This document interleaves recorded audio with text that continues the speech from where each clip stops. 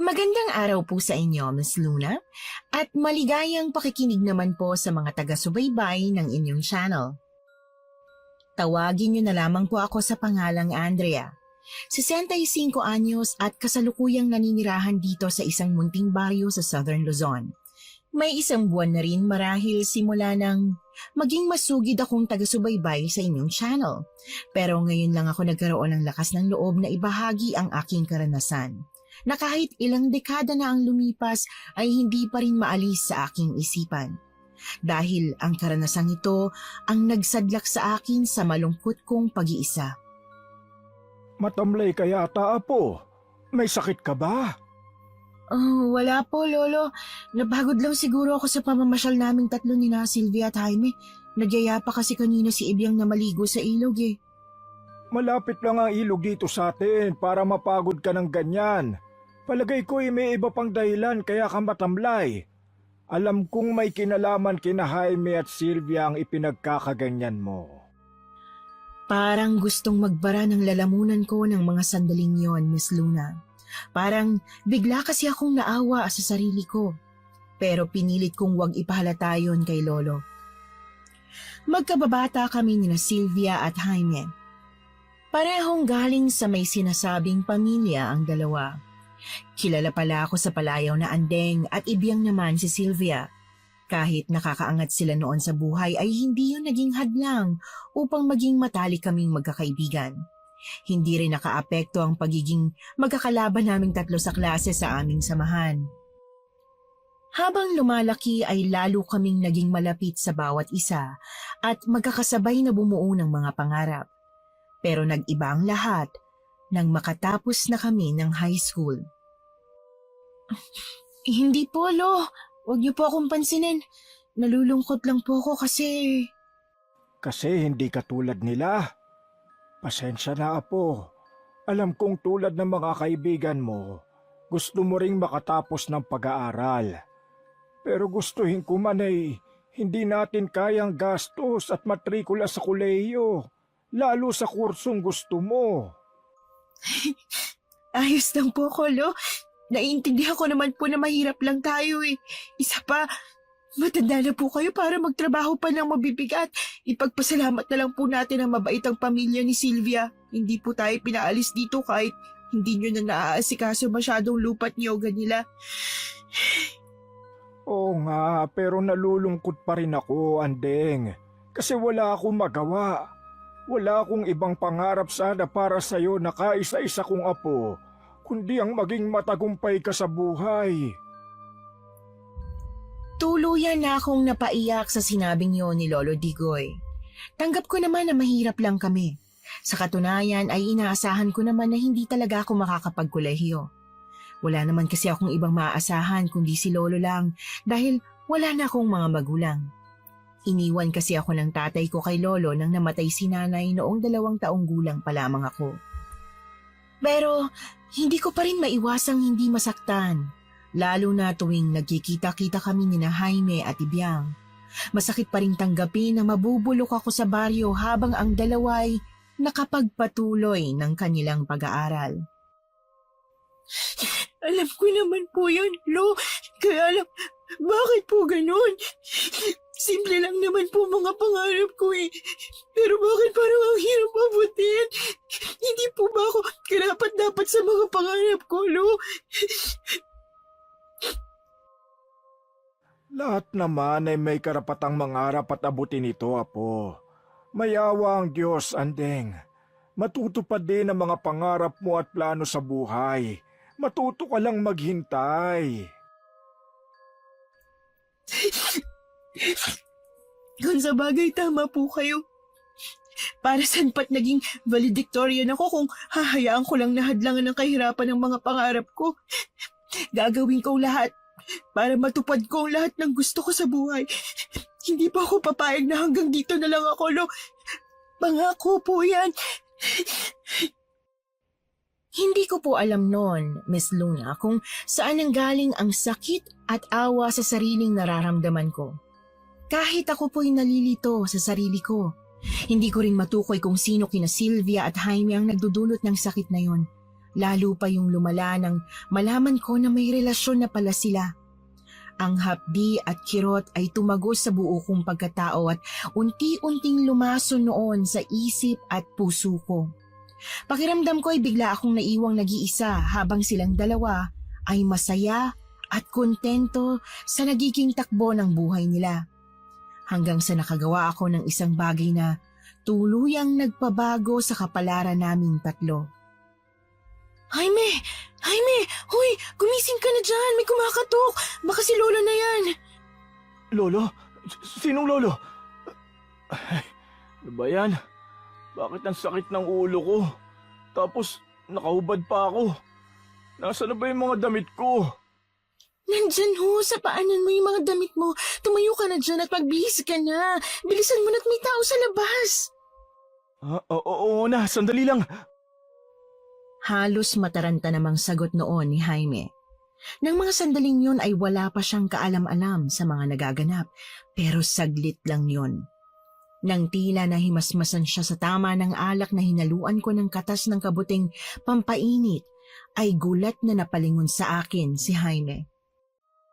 Ha? Anding? Ano nangyari? Bakit tayo nandito? Mamaya ka na magtanong, ano ba? Magbihis na muna tayo. Hindi ko na natapos ang sasabihin ko noon dahil sa biglang marahas na pagbukas ng pinto. Pareho pa kami ni Jaime na napatakip ng kamay sa mga katawan naming halos hubad pa. Bumungad sa amin ang madilim na mukha ni Sylvia. Sa tulong ng malaking ilaw ang nakapatong sa ibabaw ng maliit na mesang ginagamit namin noon kapag nagiinuman kaming tatlo, ay kita akong pinipigil na galit sa mga mata ng kababata namin. Oh, ba't parang natuka ka yata ng ahas, Andeng? Hindi mo ba naaalala na nagbilin ka kay Lolo Digoy na kapag hinanap kita, sabihin nandito ka lang sa kubo na tagpuan nating tatlo? Sylvia, magpapaliwanag ako. Itong nakita mo sa amin ni Jaime ang... Hindi namin sinasadya. Nadala lang kami ng... Huwag mo akong patawanin, Andeng. Alam kong sinadya mong lahat ng to. Alam kong plinano mo lahat para makita ko kung paano niyo ako lokohin ni Jaime. Hindi kita niloko, Sylvia. Makinig ka naman sa akin. Hindi ko talaga alam kung paano nangyari ito. Tumigil ka na, Jaime. Wala kang dapat ipaliwanag sa kanya. Isa pa, pareho naman natin ginusto to ah. Nasaktan ako noon sa pagpipilit ni Jaime na itanggi ang nangyari sa amin. Halos pareho pa kaming hubad kaya't alam kong batid na nitong may namagitan na sa aming dalawa. Pero hindi man lang nito isinaalang-alang ang damdamin ko. Lalo pa akong nasaktan sa mga sumunod nitong sinabi noon. Anong parehong ginusto? Nahihibang ka na ba? Wala akong alam sa sinasabi mo. Tama na! Sapat ng paliwanag sa akin ang mga nakita ko. Ituloy niyo na lang ang pagbibihis niyo. Baka bigla pang dumating si Lolo Digoy at makita kayong ganyan. Hipokrita! Alam ko namang galit ka. Kaya huwag ka na magkunwari na nagmamalasakit ka pa para sa amin. Hindi naman kailangan ng peking malasakit mo. Masyado ka namang ilisyonada. Pagkatapos ng pang-aahas mo sa akin to, iniisip mong pagmamalasakitan pa kita? Hindi ko sinabi yun dahil nag-aalala ako sa kahihiyan ninyo. Ayoko lang malaman ang lahat na nagawa ko ipagpalit ni Jaime sa isang hampas lupang katulad mo. Daig ko pa noon ang sinampal sa kaliwat kanang pisngi sa sinabing yun ni Sylvia. Siguro mas matatanggap ko pa kung sinampal na lang niya ako o kaya sinabunutan kesa ipamukha sa akin ang layo ng agwat ng katayuan namin sa buhay. Mas matatanggap ko pang masaktan ng pisikal kesa ipagduldulan sa pagmumukha ko na isa lamang akong mahirap na walang mararating sa buhay. Nang mga oras na yon, pakiramdam ko'y biglang nagbara ang lalamunan ko sa sobrang sama ng loob at pagpipigil na huwag maiyak. Salamat at lumabas din sa bibig mong totoo. Alam ko namang mababa talagang tingin mo sa akin noon pa eh. Hindi mo ako tinuturing na kapantay niyo ni Jaime kahit kailan dahil mahirap lang ako. Bakit ha, Ibiang? Wala ba akong karapatan na maghangad ng makakabuti rin para sa sarili ko? Ayun! Lumabas din ang totoong kulay mo. Yung makakabuti lang pala sa'yo iniisip mo. Tsaka, hindi naging mababa ang tingin ko sa'yo kahit kailan. Mula pagkabata natin ay nasa tabi mo ako lagi kapag kailangan mo na makakasama ng balikat na maiiyakan. Ako ang nagpapalakas ng loob mo kapag pakiramdam mo walang naniniwala sa'yo. Ako lahat yun, Andeng. Pero bakit ganitong sinukli mo sa akin? Paano mo ko nagawang traidorin ng ganito? Isinusumbat mo na ba sa akin ngayon yung mga nagawa mo para sa akin, ha, Ibiang? Hindi ko isinusumbat, Andeng. Pinagsisisihan ko lang na minahal kitang parang kapatid dahil ahas ka.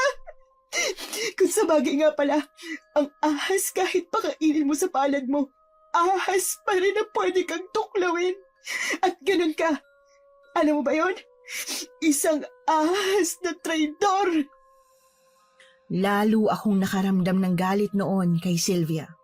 Ang lakas ng loob nitong tawagin akong ahas at traidor, gayong siya yung nang iwan sa akin sa ere. Hindi ko na napigilan ang biglang silakbo ng damdamin ko kaya naiiyak na sinagot ko ito. Wala na akong pakialam noon kung mataas na ang boses o magmukha akong mahina sa paningin niya. Mas traidor ka! Dahil bumuo ka ng mga pangarap at plano na para lang sa inyong dalawa ni Jaime. Paano naman ako? Hindi ba nangako ka na tutuparin natin ang mga pangarap natin na magkakasama? Hindi sa lahat ng plano ko sa buhay dapat kasama ka, Andeng. Alam mong malaot madali, magkakaroon din tayo ng kanya-kanya nating buhay. Kaya wala kang karapatang magalit sa akin.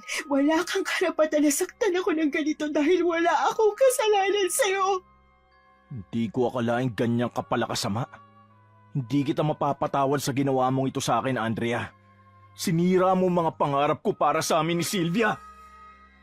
Sa kabila ng mga masasakit na salitang narinig ko sa dalawa, ay parang gusto ko pa ring hangaan noon kung paano dinala ni Sylvia ang sarili sa tagpong inabutan niya sa kubo.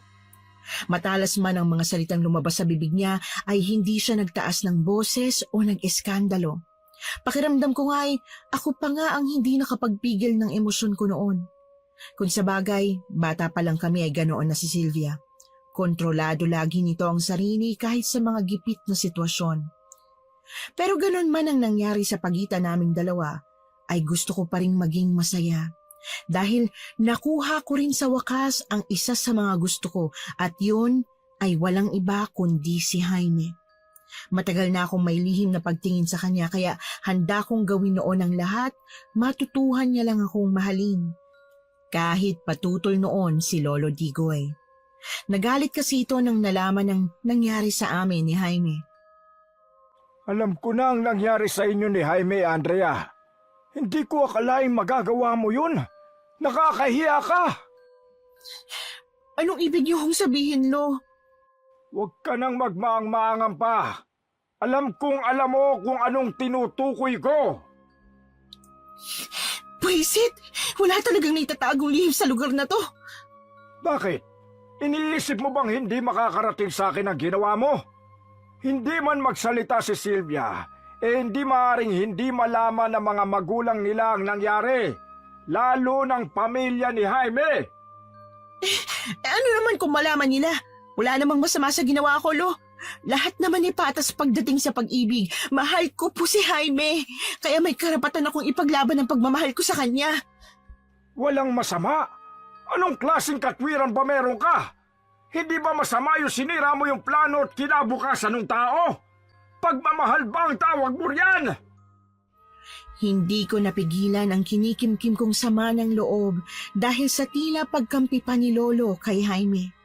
Parang wala itong balak na kausapin ng mga magulang ni Jaime para pakasalan ako gayong alam na nitong may nangyari na sa aming dalawa. Sa sobrang hinanakit ay mataas ang boses na sinagot ko si Lolo. At ano ang gusto niyo ipamukha sa akin? Na wala akong kwentang babae? Na walang magiging magandang kinabukasan si Jaime kapag akong pinili niya? Sa akin lang ay magising ka sana sa katotohanan. Hindi magiging masaya sa'yo si Jaime dahil hindi kanya mahal. Matututunan niya rin akong mahalin ngayong hiwalay na sila ni Sylvia. Mapapansin niya na rin ako kapag tuluyan na siyang iniwan ng babaeng yon. Ay, di ko na alam kung anong iisipin ko sa'yo. Saan ba ako nagkamali ng pagpapalaki sa'yo at naging ganyan ka? Tapatin mo nga ako. May ginawa ka ba kay Jaime para... Parang patulan niya ako? Ganun ba ako kapangit? At kawalang kwenta para hindi man lang maakit sa akin si Jaime, Lo? Hindi naman sa ganun. Pero sa tingin ko kasi, si Jaime ang tipo ng lalaki na hindi basta magpapaakit sa iba. Maliban na lang kung gamitan siya ng gayuma. Gayuma? Bakit niyo naman naisip na ginayuma ko si Jaime? Wala. Nasabi ko lang yon. Wala akong ibang ibig sabihin. Nabigla ako noon sa sinabing niyo ni Lolo.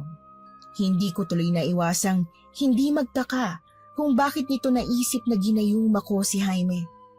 Malay ko ba sa paggawa ng gayuma? Kung may alam nga lang akong ganoong ritual, di ginawa ko na sana. Hindi na sana nakasingit pa si Sylvia. Kaya lang, hindi naman ako mangkukulam para makagawa ng gayuma. Pero bakit ang sabi kasi ng mga magulang ni Jaime, parang wala talaga itong maalala sa mga nangyari sa inyo? Siguro, dahil sa katas ng kabuti na hinalo ko sa pinainom kong alak sa kanya. Yung tulad ng kabuting nakuha mo noon sa kakahuyan? Pero binalaan na kita tungkol sa epekto nun sa tao, hindi ba? Alam mong nagbibigay ng pansamantalang pagkalimot at kakaibang pagnanasang makipagtalik ang katas nun. Kaya nga yun ang nilagay ko para hindi makatanggi si Jaime sa gusto kong mangyari. Santissima Andrea! Anong kagagahan ba ang pumasok sa kukote mo? Manang-mana ka talaga sa iyong ina! Huwag na ho nating isali sa usapan ng taong matagal ng patay. Pasensya ka na. Ayoko lang kasing masaktan ka. Ayokong mangyari rin sa iyo ang nangyari sa nanay mo. Bakit, Lo? Ano ho bang nangyari sa nanay ko? Wala. Kalimutan mo na lang ang sinabi ko. Basta tiyakin mo lang na wala kang ibang ginawa para magkaganon si Jaime. Ipangako mo rin na wala ka nang gagawin para makaladkad tayo sa kahihiyan. Pero bakit hindi niyo po sagutin ang tanong ko, Lo? Ano ho ba yung tungkol kay nanay? Hindi mo ba ako naiintindihan, Andrea? Ang sabi ko, kalimutan mo na ang sinabi ko kanina. At kalimutan mo na rin ang kahibangan mo kay Jaime. Sama lang ng loob ang mapapala mo kung ipagpipilitan mo ang sarili mo sa taong ayaw sa'yo. Lalo akong nahiwagaan sa mga sinabi noon ni Lolo Dikoy. Hindi ko tuloy naiwasang isipin na may itinatago siya. Hindi ko matiyak kung ano yon, pero pakiramdam ko noon ay may kinalaman yon sa mga magulang ko, lalo na kay nanay. Dahil sa bumangong kuryosidad sa akin, ay naisipan kong mag-usyoso sa loob ng kwarto niya. Naisip kong marahil ang sikretong yon ang dahilan kaya ipinagbawal niya sa akin ang pagpasok sa kwarto niya kahit noong bata pa ako. Naiwan niyang nakabukas noon ang pinto kaya pumasok ako.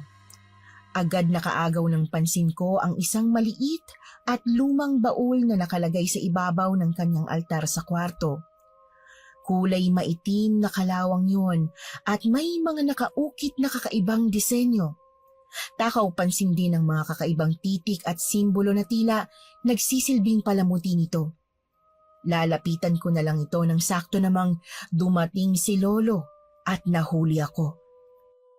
Anong ginagawa mo rito sa kwarto ko? Lo, ano po kasi, Kwan? Hindi ba noong ko pa sinabi sa yung ayoko nang may pumapasok sa kwarto ko? Lalo yung nakikialam sa mga gamit ko nang walang permiso.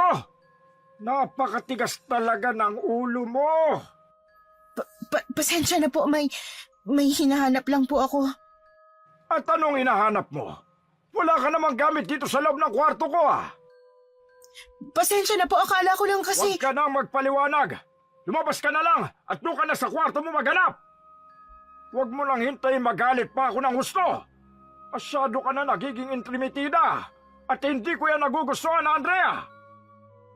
Nakadama ako ng hindi maipaliwanag na takot sa ginawi ni Lolo noon, Miss Luna.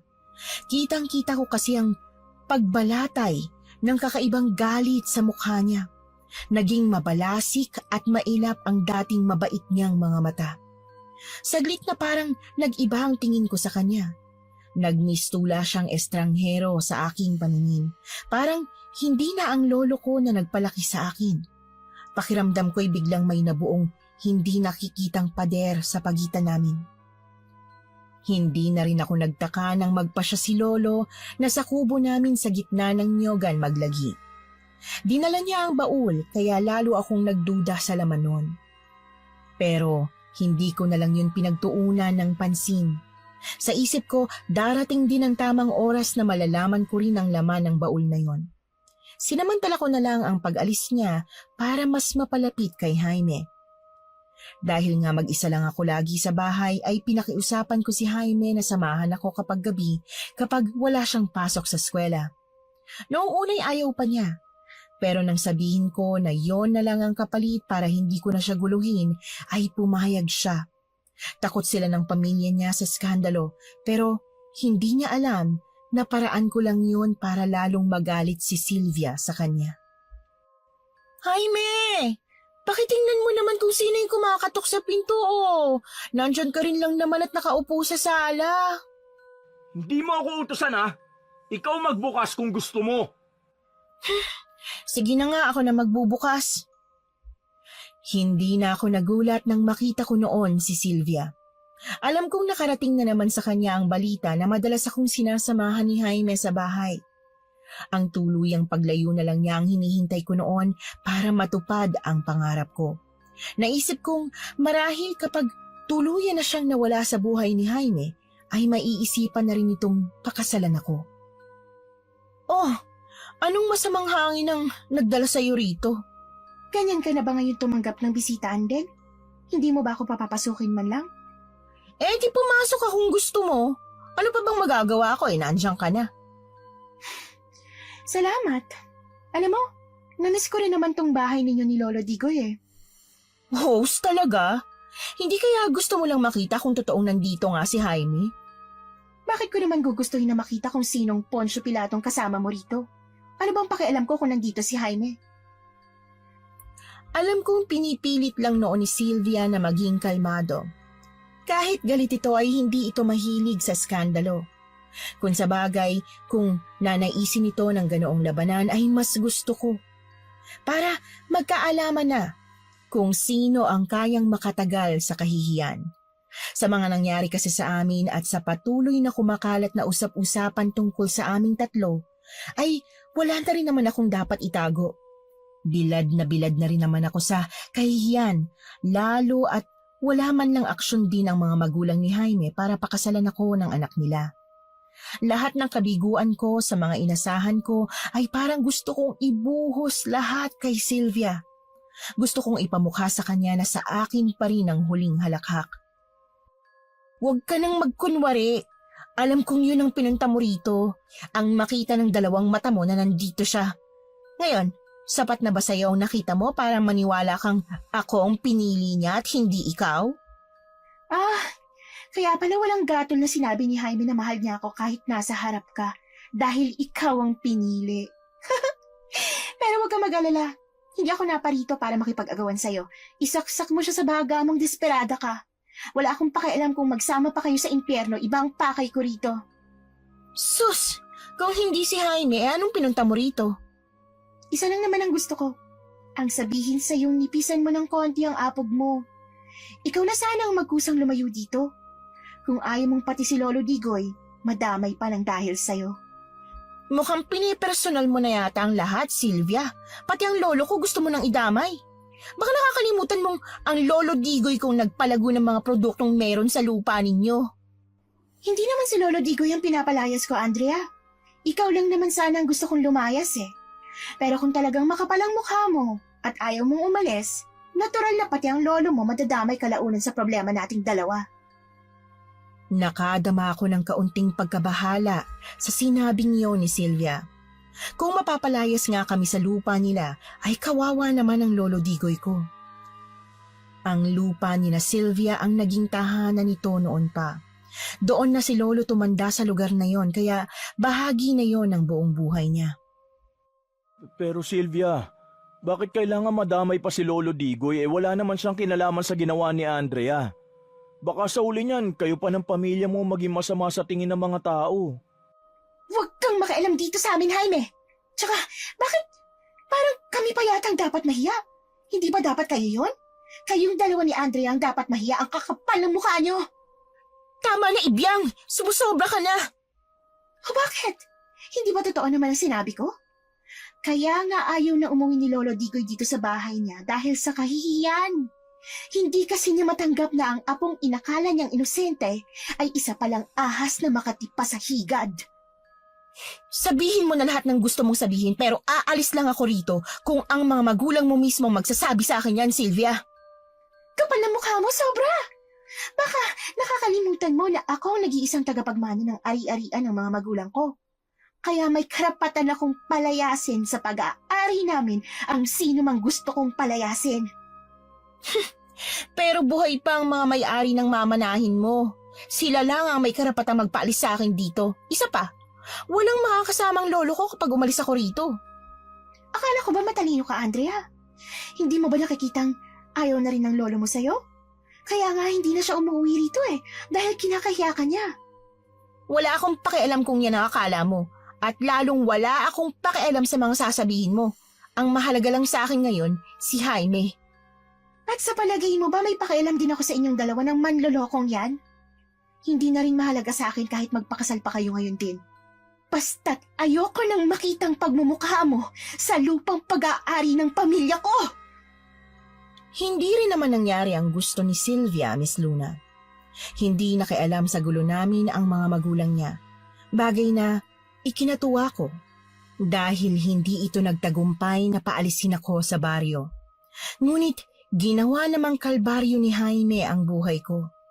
Lalo na nang magbunga ang sandaling kahibangan ko sa kanya. Hindi yon matanggap ni Sylvia kaya't hindi na ito umuwi sa baryo namin. At ako ang sinisi ni Jaime sa nangyari. Sa halip na pakasalan ako dahil iniwan na siya ni Sylvia, ay lalo siyang nagalit sa akin. Kahit ginawa ko naman ang lahat para mapalapit sa kanya. Kapag pumupunta ako sa kanila upang kausapin siya tungkol sa ipinagbubuntis ko, ay puro masasakit na salita lang ang naririnig ko mula sa kanya. Mga paninisi at panunumbat na pakiramdam ko'y nagpababa ng husto sa pagkababae ko. Gaano ba katigas yung mukha mo, Anding? At nagagawa mo pa magpakita sa akin? Ang lakas pa talaga ng loob mong pumarito sa pamamahay namin pagkatapos mo sirain ang buhay ko? Gusto lang naman sana kitang makausap tungkol dito sa pinagbubuntis ko. Kailangan ko ng suporta mo. Hindi ko to kaya ng mag-isa, Jaime. Sana naisip mo yan bago mo ipinagsiksikan ang sarili mo sa akin. Ngayon ako ang gusto mo mang problema? Panindigan mo yan dahil ginusto mo. Pero anak mo rin tong dinadala ko. Anak?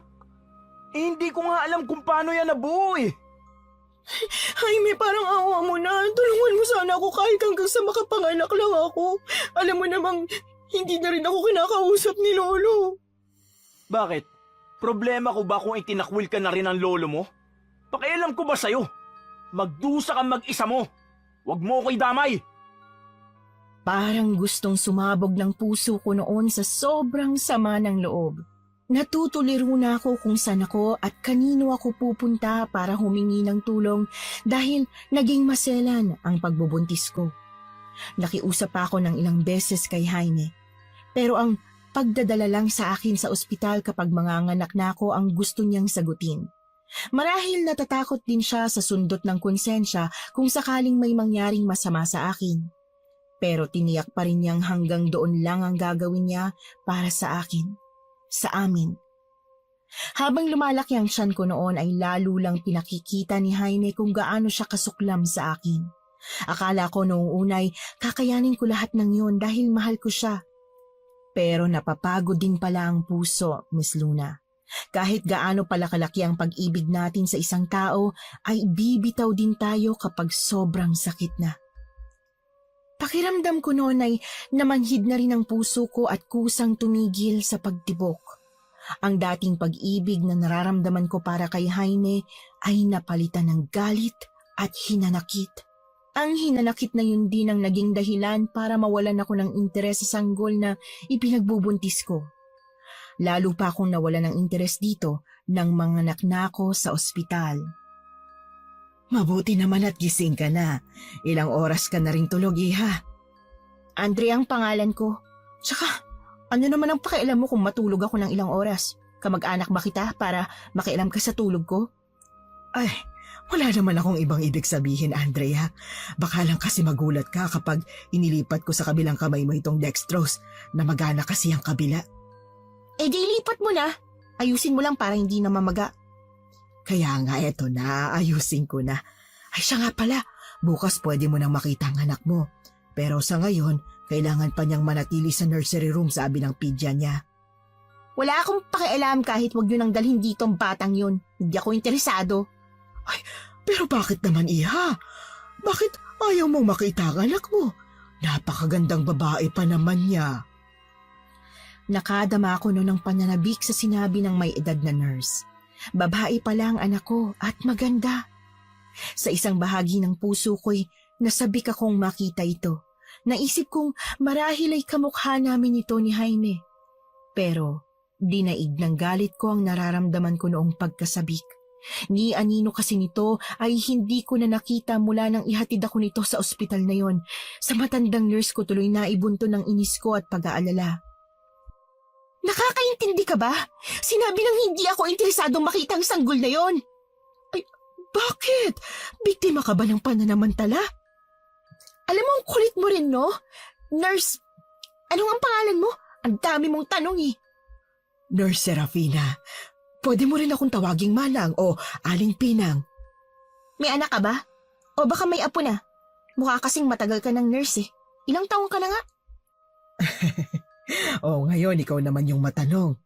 45 na ako at tama ka, matagal na akong nurse. Matagal na rin patay ang asawa ko at hindi kami nagkaanak. Kahit medyo inis ako sa parang pagiging adelantada o sisera ng nurse, ay nakaramdam ako ng kaunting simpatsya sa kanya. Parang nakikinita ko na kasi na malungkot din ang buhay niya na tulad ko. Eddie, wala ka nang kasama sa buhay. Gusto mo sa'yo na lang yung anak ko? Wala naman kasi akong ibabayad sa inyo dito sa ospital eh. Ha? Pero iha, hindi ako magdedesisyon tungkol sa bayarin sa ospital. Kita ko sa mga mata ni Nurse Serafina ang pagbalatay ng simpatsya sa kalagayan ko noon. Lalo tuloy akong naawa sa sarili ko. Naisip ko na kung buhay lang siguro si nanay, ay mag-aalala din ito tulad ni Nurse Serafina. Pero talagang wala akong dala noong perang pambayad sa ospital dahil inaasahan kong si Jaime ang magbabayad noon. Kaya kinulit ko ang nurse. Sa sobrang pag-aalala ko ay hindi ko na naisip kung tama ba ang mga sinabi ko o baka maaari akong makulong dahil doon. Sige na, Nurse Serafina. Yun na lang ang ipambabayad ko. Tsaka wala naman akong ibubuhay sa batang yun. Kesa itapon ko sa basurahan, di kunin nyo na lang. Diyos kong bata ka, maghunos dili ka sa mga sinasabi mo. Lasan ba kasi yung ama ng bata? Kita ko sa naging reaksyon ng may edad na nurse ang pagkabigla sa sinabi kong yon. Aba malay ko, pagkatapos akong ihati dito bigla na lang nawala eh. Hindi ko naman kasi asawa yun. Ay, ganun ba? Wala ka bang ibang kamag-anak? Wala. Matagal nang patay ang nanay ko. Iniwanan din ako ng tatay ko sa lolo ko. Yung lolo ko naman, tinakwil ako dahil nabuntis ako na walang asawa. Panginoon ko, ay sige, titingnan ko kung anong may tutulong ko sa'yo. Basta't lakasan mo lang ang loob mo at huwag kang gagawa ng makakasama sa'yo. Hintayin mo ako bukas. Napaiyak ako sa huling sinabi ni Nurse Serafina. Buti pa siya naawa sa akin. Samantalang yung mga taong inaasahan kong iintindi sa akin ay tinalikuran ako. Lalo na si Lolo. Simula kasi nang pumirmi siya sa kubo niya sa Nyogan ay hindi niya na akong kinibumuli. Paminsan-minsan na lang akong dalawin para dalhan ng bigas at ulam. Minsan ay inaabutan din naman ako ng pera kapag panahon na ng kuprahan pero nanatili ng malayo ang loob niya sa akin. Kinabukasan ay buo na ang desisyon kong wag nang hintayin pa si Nurse Serafina. Tumakas na ako sa ospital bago pa man ito makarating sa recovery room. Umuwi muna ako sa bahay ni Lolo para kunin ang ipon kong pera.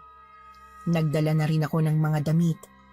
Umiiyak akong sumakay uli ng jeep palabas ng aming baryo para pumunta ng Maynila. Pero hindi ko akalain na ganoon pala kasakit ang mawalay sa anak. Akala ko dahil sa mga sama ng loob na dinanas ko ay matigas na ako, na kaya ko kahit wala ang anak ko. Pero nagkamali ako dahil walang araw at oras na hindi ko siya naiisip. Halos araw-araw akong umiiyak noon para akong mamamatay sa tuwing naiisip ko na hindi ko man lang siya nakita at nahawakan. Sinisi ko kay Jaime ang lahat ng sakit na naramdaman ko noon. Kung hindi niya sana ako pinabayaan, ay masaya na sana kaming magkasama ng anak ko. Ganon pa man ay pilit kong kinakayang kalimutan na lamang ang lahat. Sa ganoong paraan man lang ay makaramdam ako ng kaunting kapayapaan ng isip. Pero parang ayaw akong pagbigyan ng tadhana na maging masaya. Nang mamatay si Lolo Digoy, napilitan akong muling harapin ang mga taong pilit ko nang kinalimutan. Pagkatapos ng 7 taon ay muli kaming nagkaharap ni Jaime, Miss Luna. Mabutit nakaabot ka sa lamay ng lolo mo. Kanino mo nalaman na wala na siya? Sa anak ng kumpare ni Lolo. Nagkataon na nakasabay ko siya noon sa bus papuntang Maynila nung araw na umalis ako rito. Siya rin ang nagrekomenda sa akin sa trabaho. Mabuti naman kung ganon. Kumusta naman ang trabaho mo sa Maynila? Kinukumusta mo ba ang trabaho ko o gusto mo lang malaman kung naghihirap pa rin ako? Ano bang klaseng tanong yan? Natural lang na kumustahin ka dahil matagal ka nawala. Pwes, hindi ko kailangan ng pangungumusta mo. Nang mga oras na yon ay wala akong ibang nararamdaman kundi hinanakit at galit kay Jaime. Kung maaari lang talaga na hindi ko na ito makita pa. Pero maliit lang ang baryo namin kaya't hindi maaaring hindi kami magkita. Isa pa ay malapit si Jaime kay Lolo Digoy. Noon pa man ay parang apo na rin ang turing ni Lolo ko sa kanilang dalawa ni Sylvia. Marahil ay ganon din ang nararamdaman noon ni Jaime sa akin kaya maanghang din ang mga sagot nito. Hanggang ngayon ay hindi ka pa rin pala nagbabago. Tulad ka pa rin pala ng dati. Duwag harapin ang katotohanan ng buhay. Anong katotohanan ng buhay ba yung sinasabi mo? Tsaka wag mo akong baliktarin. Ikaw ang naging takot humarap sa katotohanan nung nabuntis mo ko. Natakot kang panagutan ng lahat. Ako pang sasabihan mong takot sa pananagutan? Pagkatapos mong takasan ng lahat ng gulong ginawa mo rito? Umalis kang hindi man lang inamin ang kasalanan na gawa mo. Basta mo na lang kaming iniwanan lahat nang hindi ka man lang humihingi ng tawad. Bakit? Binigyan niyo ba ako ng pagkakataon? Hindi, di ba? Pinagdusa niyo akong lahat ng mag-isa. Dahil patuloy ka nagmataas. Singhal naman sa akin ni Jaime. Tulad ko, hindi pa rin siya nakakalimot sa galit niya sa akin. Halata pa rin sa mga pananalita nito na parang ayaw din ako nitong makita. Ngunit kailangan lang talagang maging maayos ang pakikitungo namin sa isa't isa para sa lolo ko. Pagmamataas ba yung tiniis ko lahat ng panghuhusgan niyo sa akin? Lalo ka na! Hindi mo man lang nakita kung paano ko nilunok yung mga masasakit na salitang sinabi mo sa akin noon. Tiniis ko lahat yon dahil mahal kita. Noon. Alam mong sa lahat, Anding, sa akin ka may malaking kasalanan. Alam mo kung inamin mo lang sana ang kasalanan mo, tumingi ka ng tawad, siguro napatawad din kita agad. Patatawarin agad? Huwag mo na nga akong patawanin. Hindi mo nga ako pinakitaan ng kahit konting pag-asa sa sinasabi mong pagpapatawad na yan. Hindi ko napigilang sikmat sa sinabi ni Jaime. Kulang na lang ay mapahagulgol na ako sa sobrang sama ng loob. Para kasing nanariwa bigla sa isip ko ang mga nakaraan. Ang lahat ng sakit na tiniis ko, mapansin niya lang ako noon. Bakit, Anding? Ako pa ba ang dapat na unang lumapit sa'yo para ron? Hindi ba ikaw dapat ang unang nagpakumbaba dahil ikaw yung may nagawang kasalanan? Pero sa halip na humingi ka ng tawad, dinagdaga mo pa. Itinakas mo pa ang anak ko. Nabigla ako noon sa sinabi ni Jaime. Hindi pala nito alam na iniwan ko sa ospital ang anak ko. Dahil sa patong-patong na hinanakit at galit sa dibdib ko ay sinakyan ko na lang ang sinabi nito. Hindi ko inamin dito ang totoo. Naisip ko na marahil kinuha na ng nurse ang anak ko noon at ipinaampon dahil wala namang pangalan ng ama nito sa logbook. Hindi ko rin sinabi sa ospital noon ang tunay kong address at pangalan kaya walang paraan para matunto nila ako o si Jaime. Nagpatuloy ako sa pagpapanggap na itinakas ko nga ang anak ko para lalong saktan si Jaime. Ano naman kung itinakas ko siya? Anak ko naman, 'di ba? Huwag mo nga akong paandaran ng pagiging sarkastiko mo. Nasaan na nga pala yung bata? Bakit hindi mo kasama? Iniwan ko sa kaibigan ko. Baka kasi hindi ko rin maalagaan dito dahil mag-aasikaso ako ng lamay at iba pang dapat ayusin sa libing ni Lolo. Isa pa, hindi rin naman ako magtatagal dito. Pagkatapos ng libing, babalik na ako ng Maynila. Anak naman ng... Bakit mo iniwanan sa ibang tao? Marami naman pwede mag-alaga rito sa bata kung yun ang inaalala mo. Anak ko yon, kaya desisyon ko kung saan ko siya gustong iwanan. Baka nakakalimutan mong anak ko rin siya. Anak? Hindi mo nga kamo alam kung paano siya nabuo, di ba? Pero hindi ko naman tinalikuran ang obligasyon ko sa bata. Kahit na nga sinabi ko noon na paghahatid lang sa ospital ang maitutulong ko sa'yo, pero obligasyon ko sa anak ko, hindi ko tinalikuran. Nagbigay ako ng sustento habang buntis ka. Oo, dahil nagmakaawa ako noon, kaya napilitan ka. Hindi ako napilitan, Andeng. Totoong sabik din ako sa anak ko. Totoong gusto ko rin siya makita. Pero ipinagkait mo yun sa akin nang itakas mo siya. Saglit na parang hinaplos ang puso ko sa narinig ko kay Jaime noon, Miss Luna. Baka sa mukha at boses nito ang katotohanan sa mga sinabi nito. Pero nanumbalik ang galit ko nang maalala ko kung paano ako nitong iniwanan na lang basta sa ospital. Sabik ka sa anak mo? Talaga lang ah. Kaya pala matapos mo akong ihatid sa ospital ay hindi ka na nagpakita. Ni wala kang nga yatang pakialam nun kung buhay ba o patay yung anak natin. Wag mo na ulit babanggitin ang salitang yan, Andrea! Dahil hindi mo alam kung ano nangyayari noong mga panahong yun. Wala kang alam sa pinagdaanan ko nun. Kung sa bagay, ano bang aasahan ko sa isang tulad mo na sariling kapakanan lang lagi ang iniintindi? Hindi nakaligtas sa pansin ko noon ang tila kakaibang galit sa boses ni Jaime. Para bang may nasaling akong masakit na alaala nang banggitin kong hindi nito naisip kung buhay o patay ang anak namin. Pero siguro nga tama siya. Mas mahalaga sa akin ang nararamdaman ko. Masamang-masama ang loob ko ng mga sandaling yon. Idagdag pa ang sakit na nawala si Lolo nang hindi ko man lang ito nakausap. Kaya't hindi ko na rin napigilan ang sarili ko na hindi sumbatan si Jaime. Bakit ikaw? Hindi ba sariling damdamin mo rin lang ang inintindi mo noon? Paghihirap ng loob mo lang nakita mo. Yung paghihirap ng loob ko noon, nakita mo man lang ba? At anong gusto mong gawin ko nun? Purihin ka sa ginawa mo? Pasalamatan kita dahil sinira mo ang buhay ko? Na sinira mo ang magandang relasyon namin ni Sylvia? Tama na rin yung mga pasaring mo. Ayoko nang pag-usapan ng tungkol sa nakaraan, Jaime. Siya nga pala, sinong nag-asikaso sa bangkay ni Lolo habang wala pa ako? Sino pa? Di ang mga magulang ni Sylvia. Kami rin ang pamilya ko ang katulong nila sa pag-aasikaso sa lolo mo sa ospital. Ang mga magulang din ni Sylvia ang nag-asikaso para madala sa morgue ang lolo mo. Parang kinurot ang puso ko noon sa nalaman ko. Naisip ko kung hinahanap din ba ako ni Lolo noon bago ito nalagutan ng hininga? Kung napatawad na kaya niya ako? Saglit na parang nag-ulap ang paningin ko sa luhang gustong pumatak mula sa mga mata ko. Pero pinigil ko ang aking emosyon. Dapat lang naman siguro, no? Buong buhay ni Lolo ang ginugol niya para alagaan ang sakahan at nyoga nila. Napakawalang utang na loob mo talaga. Sa halip na magpasalamat ka, yan pa ang sasabihin mo? Yon ang huling mga salitang tinura ni Jaime bago niya ako iniwanan sa kusina. Saglit akong nanatili roon para tapusin ang pagluluto ko. Pagkatapos ay lumabas na ako para abutan ang mga nakikiramay ng sopas na niluto ko. Pero muntik ko nang mabitiwan ang dala kong tray nang makita kong naroon sa labas si Sylvia. May kandong itong batang babae na sa tansya ko noon ay kaedad ng anak ko. Pinilit kong payapain ang sarili ko.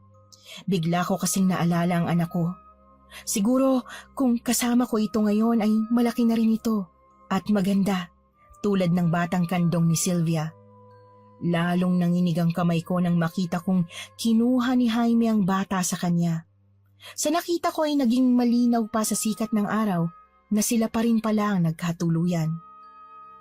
Pigil ang emosyon na lumapit ako kay Sylvia nang sandaling umalis si Jaime kasama ang bata, Miss Luna. Bakit dito ka sa lamesa sa sulok pumuesto? Wala ka makakausap dito kundi lamok. Buti nakatulog yung anak mo. Naka-jacket at pajama naman kasi siya. Buti naman at nakapunta ka ngayon. Bukas ng libing eh. Pasensya ka na. Panggabi kasi ang duty ko sa ospital nitong nakaraan kaya ngayon lang kami nakasunod ni Jaime. Kayo pa rin pala ni Jaime nagkatuluyan pagkatapos ng lahat, no? Biruin mo, nagkaanak pa pala kayo. Pero bakit hindi ko nalaman? Dahil wala na sana akong balak na ipaalam na sabay tayo nagpuntis noon. Ayoko nang makadagdag pa sa problema ni Jaime sa'yo. Habang nakikinig ako sa sinasabi ni Sylvia ay hindi ko naiwasang makaramdam ng yamot. Hindi ko matanggap na parang ito pa ang nagsakripisyo para sa akin. Mas kailangan ko raw si Jaime kaysa sa kanya, kaya siya lumayo. Pero nang malaman umano nitong itinakas ko ang anak namin ni Jaime, ay pumayag na itong makipagbalikan alang-alang sa anak nila. Kuhang-kuha mo talaga yung kiliti ni Jaime, no? Kaya hulog na hulog siya sa'yo eh, dahil masyado kang martir. Hindi ko alam kung bakit pakiwari ko noon ay kinukutya ako ni Sylvia sa mga sinabi nito ng mga sandaling yon. Sa tingin ko kasi ay gusto lang niyang ipamukha sa akin na mas alam niya ang kahinaan ni Jaime kaya siya ang pinili. Sa halo-halong emosyon ko ay hindi ko na malayang nakalapit na pala noon si Jaime sa amin at narinig ang mga sinabi ko. Hindi ko na lang sana pinapunta rito si Sylvia kung ganyan mo pa rin lang pala siya kakausapin, Anding. Jaime, Andrea! Pwede bang huwag tayong gumawa ng eksena rito? Pinagtitinginan tayo ng mga tao. Itong asawa mong pagsabihan mo, Sylvia. Bakit ba hanggang ngayon kung makapagsalita ka, parang kami pa yung may kasalanan sa mga nangyari noon? Dahil sa sobrang inis ko noon, halos hindi ko na namalayang napalakas na ang boses ko. Nagiinit ang sulok ng mga matang tinunang away ko na ang dalawa. Wala na akong pakialam noon kahit pinagtitinginan kami ng mga taong nakikiramay. Pabalang na ang sagot ko. Inaano ko ba kasi kayo? Wala naman akong masamang ibig sabihin kay Sylvia. Tsaka, tama naman ang sinabi ko ah. Alam na alam niya kung paano kunin ang loob mo. Ako kasi, hindi ko alam kung paano magbait-baitan eh. Huwag mong itutulad si Sylvia sa'yo, Andrea! Mga bata pa lang tayo. Talagang mabuti na ang ugali niya at mapagparaya. Kaya ko nga siya hinangaan at minahal eh. Hindi ko alam kung bakit parang sinaksak ng 1,000 patalim ang puso ko sa sinabi ni Jaime. Pinigil ko noon ang mga luhang nagbabadyang pumatak mula sa mga mata ko. Pinili ko na lang na tumalikod at iwanan sila ni Sylvia.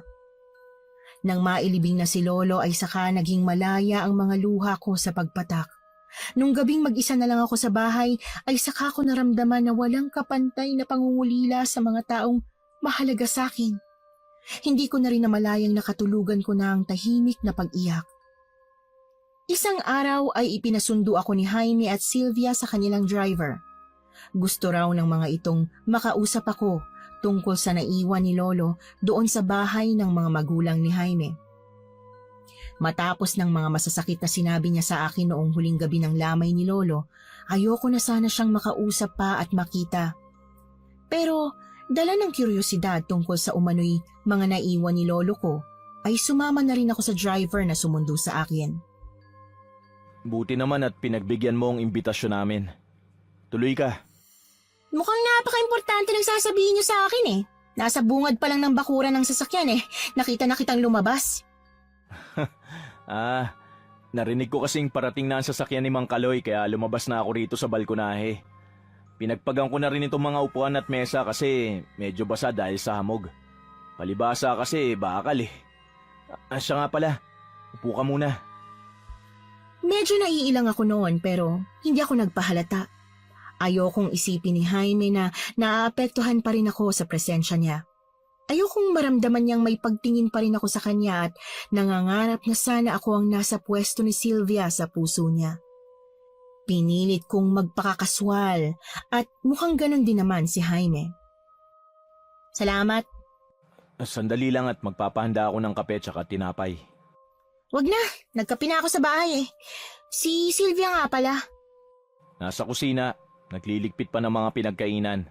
Pero patapos na yon. Wala pa rin nagbago dito sa bahay ng mga magulang mo, Jaime ah. Maganda pa rin at maaliwalas. Dito na rin ba kayo ni Sylvia nakatira? Nako, hindi. May sariling bahay kami ni Ibyang. Doon kami bumili ng lupa at nagpatayo ng bahay malapit sa trabaho niya.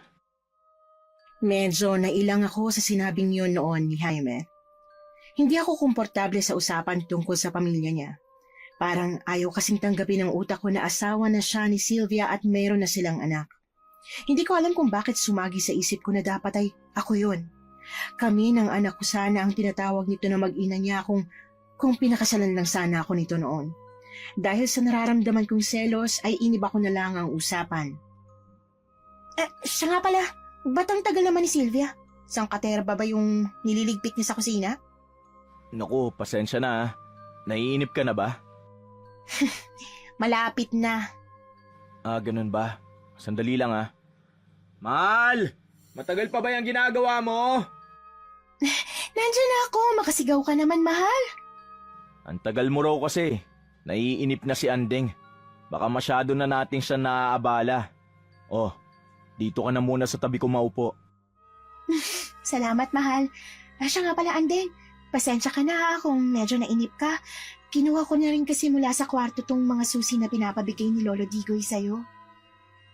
Pakiramdam ko ay bigla akong napikon sa dalawa. Hindi ko alam kung ano ang gusto ng mga itong palabasin. Pwede naman kasing ipadala na lang nila ang mga susi sa driver nila pero pinasundo-sundo pa ako. Sa isip ko ay gusto lang ng mga itong ipamukha sa akin na hindi ako nagtagumpay sa plano ko noon. Ito lang bang dahilan kaya niyo ako pinasundo? Mga susi? Ipinadala mo na lang sana kay Mang Kaloy kanina para binigay sa akin? Hindi. Gusto rin sana kitang makausap kasi tungkol sa lupang kinatitirikan ng bahay niyo ni Lolo Digoy. Bakit? Palalayasin mo na naman ba ako? Pwede ba, Andeng? Makinig ka muna kasi. O sige, ano tungkol doon? Hindi ko maitago ang pagkairita ko. Hindi na talaga kasi ako komportable na nagkakausap kaming tatlo o kahit nagkakasama sa iisang lugar. Parang gusto ko na lang umalis noon at iwan ang mag-asawa. Sa loob-loob ko noon, hindi naman ako interesado sa sasabihin nila. Nagkasundo kasi sina mamang at papang noon na ibenta na yung kapirasong lupa na yon. Pero may batas tayong nagsasaad na dapat sa tenant ito unang ialok. Kaya sa Lolo Digoy mo to binenta ni na mamang. O ngayon, anong problema? Hindi ni Lolo nabayaran? Natapos naman ng hulugan ni Lolo Digoy yung lupa. Katunayan ay naasikaso na ni papang yung paghiwalay nun sa master title. Yun naman pala eh. Ba't parang gusto mong problemahin ko pa? Kaso nga, hindi na napirmahan ni Lolo Digoy yung ibang papeles para sa opisyal na paglipat ng titulo sa kanya. Saglit akong natahimik at seryosong tiningnan ang mag-asawa. Hindi ko alam kung bakit parang napakahalaga sa mga ito ng bagay na yon. Aaminin kong medyo malaki ang lupang kinatitirikan ng bahay namin noon ni Lolo pero parang kalabisan ang pag-aalala ng mga ito dahil hindi napirmahan ni Lolo ang mga dokumento. Gusto sana namin na sa pangalan mo na lang ilipat yung titulo. Yun kasi ang huling habili ng lolo mo bago siya namatay sa ospital. Nagulat ako sa sinabi ni Sylvia, Miss Luna. Bilin pala ng Lolo Digoy ko sa kanila na sa akin na lang ipangalan ng lupa. Pero hindi ko matanggap ang alok nila. Para ano? Para may maisumbat ka na naman sa akin pagdating ng araw? Ay naku Ibyang, tigilan mo na nga ako sa bait-baitan at pamartir mo. Salamat na lang pero hindi ako interesado sa lupa niyo. Ito mga susi na lang ang tatanggapin ko. Ewan ko ba kung bakit hindi ko napigilan ang sarili ko noon, Miss Luna. Pakiwari ko kasi ay wala naman talagang kinalaman sa bili ng lolo ko ang gustong mangyari ni Sylvia. Mas tamang isipin na gusto lang nitong ipamukha sa akin na nakakataas pa rin ang estado niya sa buhay kesa sa akin. Na hindi ko siya mapapantayan kahit anong gawin ko dahil hindi ako nakatapos ng pag-aaral. Lalo lang tuloy akong nakaramdam ng panliliit. Nang makabalik ako sa bahay ay agad kong sinubukang buksan ang kwarto ni Lolo sa pamamagitan ng mga susing ibinigay sa akin ni Sylvia. Pagpasok ko roon, agad kong nakita ang baul na matagal ko nang gustong malaman kung ano ang nasa loob. Hindi ko alam kung bakit parang may munting kilabot akong naramdaman nang muli ko itong mapagmasdan. Malakas ang kabog ng dibdib ko nang dahan-dahan ko yung buksan. Pero nanayo ang lahat ng balahibo ko sa katawan nang tumambad sa akin ang laman nun. Puno yun ng iba't ibang kagamitan sa pangkukulam tulad ng mga kandilang kulay itim na may iba't ibang hugis at laki. Manikang basahan na may nakakatakot na itsura. May nakita rin akong mga karayom na iba't ibang haba at laki. May mga maliliit ding botelyang kulay kalawang. May mga nakadikit ditong papel na may nakasulat na Hora de Garapa Negra. May mga sinulid pang pula at asupring kulay na tuyong dugo. Pero mas nakaagaw ng pansin ko ang 2 itim na aklat na sinlaki lamang ng Biblia. Hindi ko alam kung bakit ang kilabot na nararamdaman ko noon ay napalitan ng tuwa at pagkasabik. Napabuntong hininga ako bago ko dinala sa aking dibdib ang isa sa 2 aklat. Ang aklat ng hiwit at mababagsik na kulam. Unti-unting gumuhit sa mga labi ko noon ang isang ngiti ng maisip ko si Sylvia. Kaya nagpasya akong manatili pa ng ilang buwan sa aming baryo. Gusto kong matuldukan na ang kung anumang meron sa aming 3. Pero isang gabi noon ay sinugod ako ni Sylvia sa bahay. Andrea! Buksan mo tong pinto, bruha ka! Andyan na! Gabi na nang bubulahaw ka pa. Bakit ba? Mataray kong bungad kay Sylvia. Pero laking gulat ko nang bigla nitong hinablot ang buhok ko at sinabunutan ako. Bakit? Ha? Bakit? Nagtanong ka pang ingrata ka! Aray! Bitiwan mo ang buhok ko! Ano ba? Pero bitiwan, kakalbuhin kitang impacta ka! Tama na, Ibyang, ano ba? Nasasaktan ako! Ano ba nangyayari sa'yo? Huwag ka lang magkunwaring inosente. Alam kong ginawa mo sa anak ko, ingrata ka! Nagulat talaga ako noon kay Sylvia, Miss Luna. Hindi ko rin inaasahan na makakapunta pa ito sa akin matapos ng ginawa ko. Naisip ko na marahil may mali ako. Pero wala akong alam sa sinasabi nitong ginawa ko sa anak niya. Aba, malay ko sa anak mo, Sylvia. Wala akong ginagawa sa kanya, no? Anong wala? Ikaw lang naman ang nakita ni Mang Kaloy na nanggaling sa bakuran namin kaninang hapon habang naglalaro ang anak ko sa labas. O tapos? Dahil nanggaling ako sa inyo, may ginawa na agad ako sa anak mo? Alam kong hindi ka lang basta nanggaling doon, Andrea. Alam kong may ginawa ka dahil hinimatay ang anak ko matapos niyang mapulot ito. Nanlaki ang mga mata ko ng mga oras na yun. Hindi ko akalaing ang anak ni Sylvia ang unang makakakita sa botelyang iniwan ko sa bakuran nila. Muntik na akong madulas ng salita pero mabuti na lang at napigilan ko. Botelya? Anong malay ko dyan? Tsaka, kami lang ba ang pwedeng magkaroon ng ganyan? Hindi ko nilasan ang anak mo kung yan ang iniisip mo. Sa bibig mo na mismo nang galing ang hinala ko, Andeng. Kaya hindi ako titigil hanggat hindi ko yan napapatunayan. Hinimatay na pala yung anak mo. Di niyo padalhin sa ospital nang malaman niyo kung bakit hinimatay. Hindi yung susugurin mo ako at pagbibintangan, tonta. Nasa ospital na nga siya at hindi pa rin nagigising hanggang ngayon. Kaya ipagdasal mo na walang makitang anuman sa lab test ng anak ko, Andeng. Dahil kung totoo ang hinala ko, nilason buha siya. Tinitiyak ko sa'yong ipapakulong kita.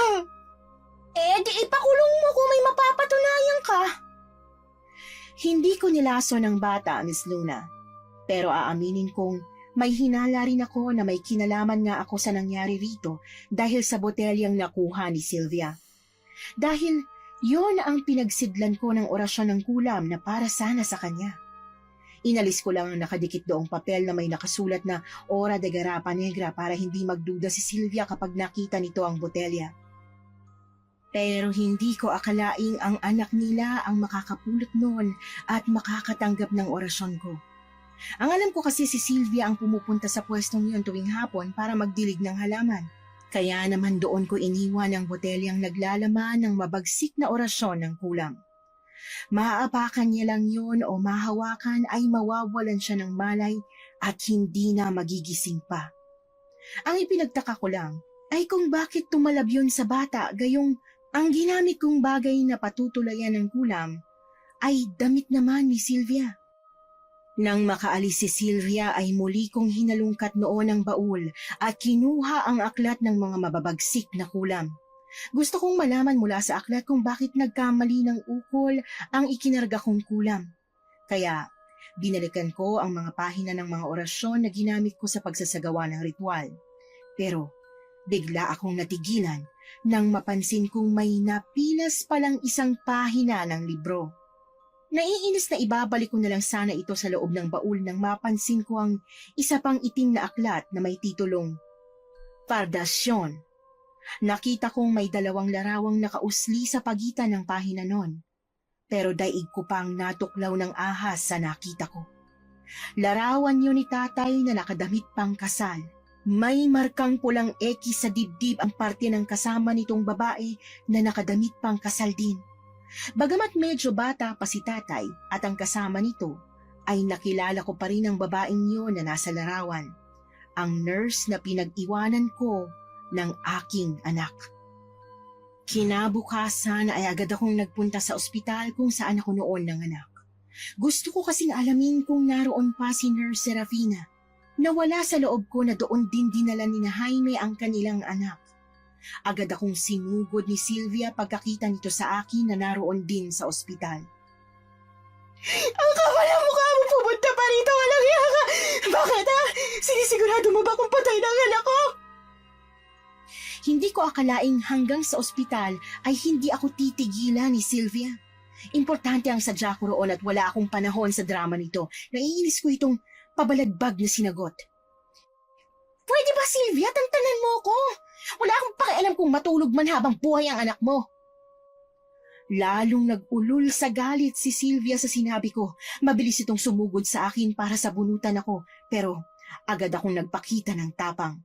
Nauubos na rin kasi ang pasensya ko noon kaya kung ano-ano na rin ang lumalabas sa bibig kong pangiinsulto. Wala akong pakialam kung nasa ospital man kami noon. Sanay na ako sa kahihiyan. Oras na may masamang mangyari sa anak ko, Andrea. Talagang pagsisisihan mo nagkakilala pa tayo. Eh, mga lintik pala kayong dalawa eh. Ano ba problema nyo ha? Haharang-harang kayo dyan sa daraanan ko tapos pagbibintangan nyo ako? Aaminin kong sinusundot din ng konsensya ang dibdib ko noon sa nakita kong pagwawala ni Sylvia. Pero sa isang bahagi ng isip ko ay parang nasisiyahan din ako sa nakita kong paghihirap ng loob niya. Pakiramdam ko'y nakaganti na ako sa kanya. Sa kabila ng pang-aabala niya sa akin noon ay nakuha ko pa rin ang address ni Nurse Serafina mula sa ospital. Retired na kasi ito ng mga panahong yon. Malapit lang naman sa ospital ang tinitirhan nito kaya madali kong nahanap. Hindi ko mawari kung bakit parang tinatambol noon ang dibdib ko sa sobrang kaba. Hindi ko kasi alam kung ano ang dapat kong asahan sa pagkikita namin yon. Basta't ang alam ko, malaki ang papel ni Nurse Serafina sa aking nakaraan. Dama ko na nasa kanya ang ibang kasagutan sa mga tanong ko noon na hindi nabigyan ng sagot ni Lolo Digoy. Nang makarating ako sa tapat ng bahay ni Nurse Serafina, ay kumabog ng malakas ang dibdib ko. Lalo na nung agad ako nitong pinagbuksan ng pinto. Bagamat parang hindi pa ako nito gaanong naaalala nang magpakilala ako, ay pinapasok pa rin ako ng matanda sa loob ng bahay. Pasyente kita sa ospital na dati kong pinapasukan, ika mo. Opo. Ay, naku, pasensya ka na at hindi na kita gaanong matandaan. Pero, pamilyar ka nga sa akin. Ako po yung nag-iwan ng sanggol na babae sa inyo. 7 taon na ang nakakaraan. Teka, sandali, oo nga. Natatandaan kita. Ikaw yung gustong ipambayad sa ospital yung anak niya. Parang gusto kong mapahiya noon nang muling banggitin ni Nurse Serafina ang tungkol sa sinabi ko noon.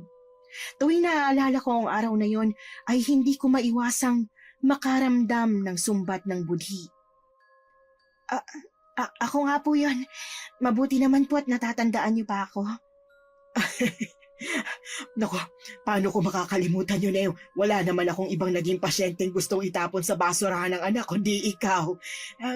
Tungkol ba ron ang sadya mo? Parang gusto ko na namang manliit ng muli na namang ipaalala ng matanda ang mga pangyayari noong mga nakako sa ospital. Pero isinantabi ko na muna ang mga personal kong nararamdaman. Gusto kong magkaroon ng mga kasagutan ang mga tanong na matagal nang nakatago sa isip ko sa mahabang panahon. Mga tanong tungkol sa aking mga magulang at pati na sa anak ko. Hindi lang naman po tungkol doon ang sadya ko sa inyo. May gusto rin po sana akong itanong kung okay lang. May gusto lang akong malaman tungkol po sa asawa ninyo. Bakit gusto mong malaman ang tungkol sa asawa ko? Wala lang po. Baka lang po kasi makatulong sa personal kong problema ngayon eh. Hindi ko alam kung paano makakatulong sa iyo tungkol sa asawa ko, pero sige, pagbibigyan kita. Ano bang gusto mong malaman talaga? Nag-ipon muna ako ng sapat na lakas ng loob bago ko nagawang itanong ang mga bagay na gusto kong malaman noon tungkol kay tatay. Gusto kong malaman kung alam ni Nurse Serafina na may kabit noon ang tatay ko at may anak ito. Hindi naman ito nagdalawang isip na magkwento. Ayon dito, 1 taon pa lang itong kasal at si tatay nang mahumaling ang aking ama sa isa nitong estudyante. Dahilan para dumalas daw ang away nila.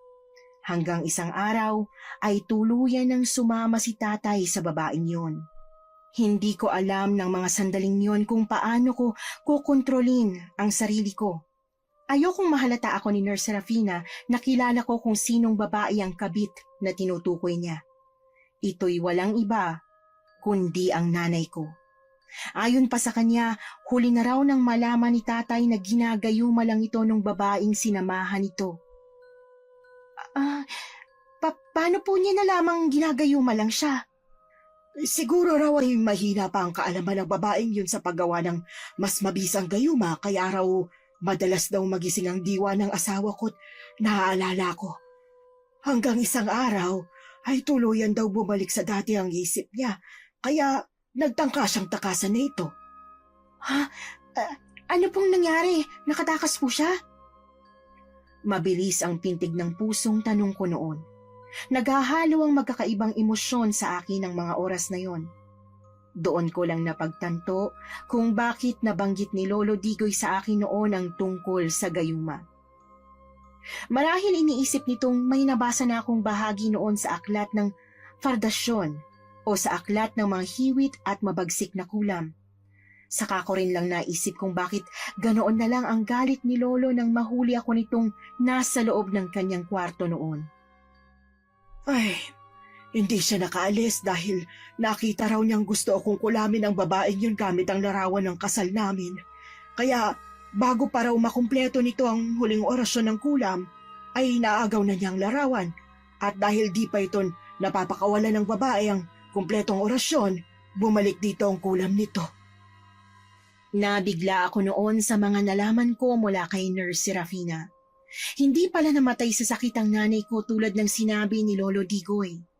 Namatay pala ito dahil sa sarili nitong kulam. Dahil doon ay biglang pumasok sa isip ko ang pinakawalan kong orasyon ng kulam para kay Sylvia. Doon ko napagtanto kung bakit nagkamali ng ukol ang kulam ko. Kulang ang mga orasyon ko dahil sa nawawalang pahina.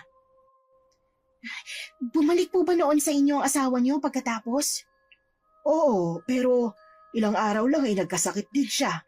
Lumalaki ang tiyan niya tuwing 6:00 ng gabi hanggang 6:00 ng umaga. Kinulam siya ng tatay ng babae.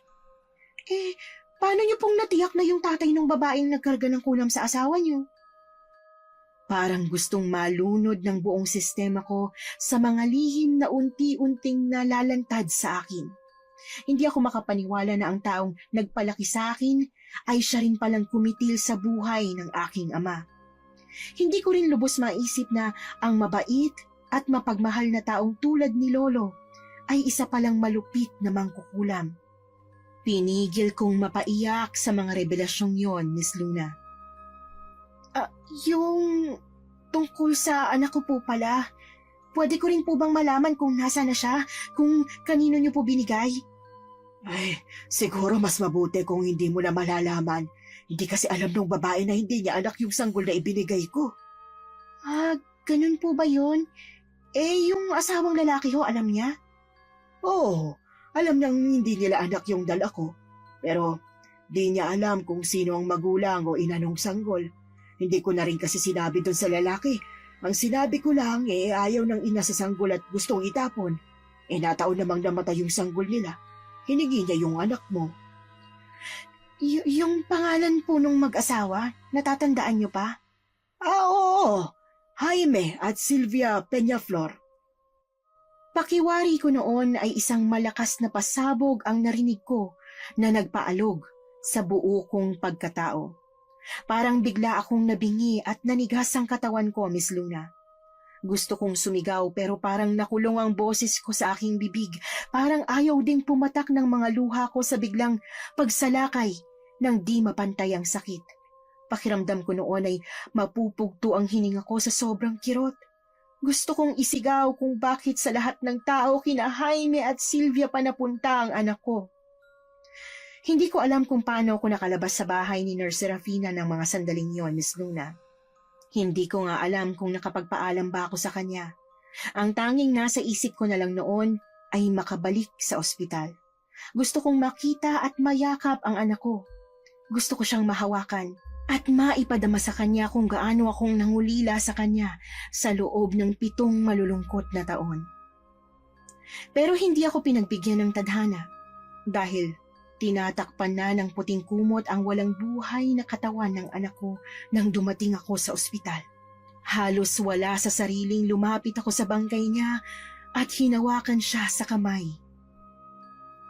Bitiwan mo ka na ko! Lumayo ka sa kanya!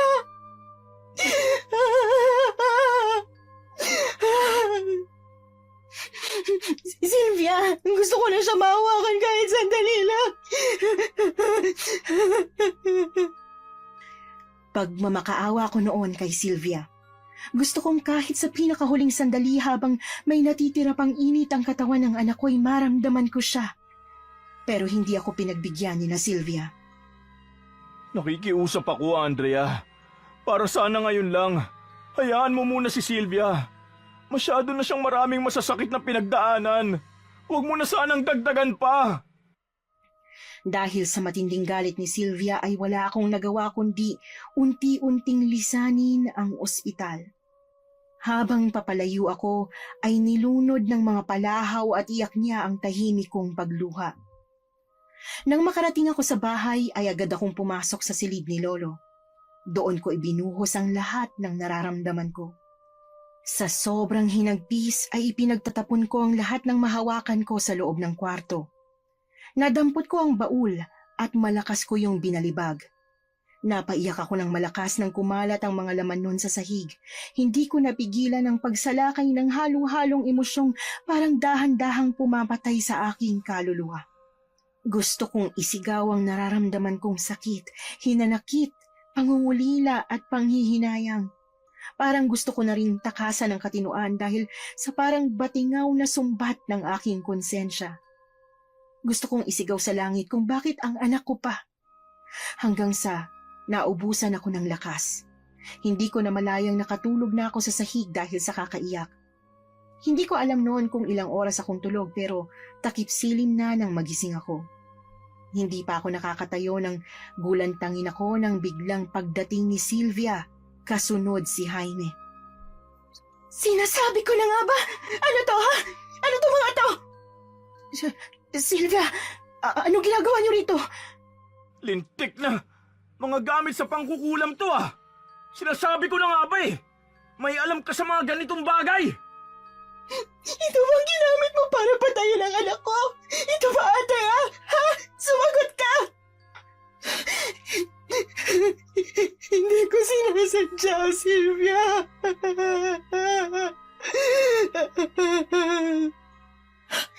Pero bakit? Anong nagawa ko kasalanan sa'yo? Bakit galit na galit ka sa akin? Ang tanong na yon ni Sylvia ang nagsilbing siga para masabi ko ang lahat ng nasa loob ko. Mga bagay na matagal kong kinimkim sa aking dibdib. Dahil inaga mo lahat sa akin, Sylvia! Pareho tayong nangarap. Pero bakit sa'yo lang ang natupad? At si Jaime, gusto ko si Jaime pero ikaw ang minahal niya. Lahat na lang nasa iyo na. Wala nang natira sa akin.